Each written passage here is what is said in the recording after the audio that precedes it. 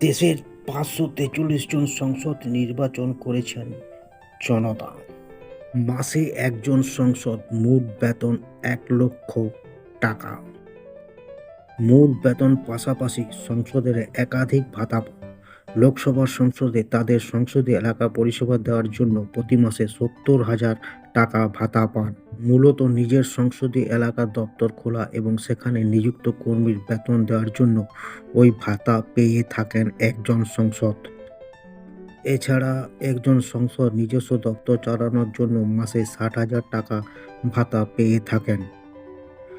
যখন সংসদ অধিবেশন চলে কিংবা কোনো সংসদীয় স্থায়ী কমিটি বৈঠক হয় তখন উপস্থিতির জন্য সংসদে দিনে ২,০০০ টাকা করে ভাতা পান।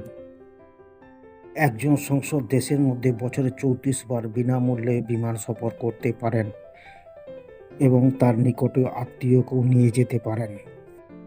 এছাড়া আছে প্রথম শ্রেণীর ট্রেনের ভাড়া এবং কোনো জায়গায় গেলে ট্রেনের ভাড়া পাবে এবং গাড়ির তেলের খরচ দেওয়া হয় সংসদদেরকে। দিল্লিতে থাকার জন্য একটি বাংলো ৫ বছরের জন্য একজন সংসদকে দেওয়া হয়। প্রথমবারে সংসদে যাওয়ার সংসদের তুলনায় একাধিকবার জয়লাভ করা সংসদের বাড়ি বাংলো আকার বৃদ্ধি পায় এবং প্রবীণ নাগরিকরা সুবিধা পায়। যারা কোনো কারণে বাংলো বা হস্টেলে থাকতে চান না তাদের বাড়ি ভাড়া বাবদ মাসে ২,০০,০০০ টাকা দেওয়া হয়। একজন সাংসদ এবং তার নিকটবর্তী আত্মীয়রা সরকারি স্বাস্থ্য প্রকল্পের আওতায় বিনামূল্যে চিকিৎসা করতে পারেন। প্রতি বছর ফোন খরচের বাবদ একজন সংসদকে ১,৫০,০০০ টাকা দেওয়া হয় ও উচ্চ ইন্টারনেট গতি পরিষেবা পেয়ে থাকেন। ৫০,০০০ ইউনিট পর্যন্ত বিনামূল্যে বিদ্যুৎ পরিষেবা পেয়ে থাকেন।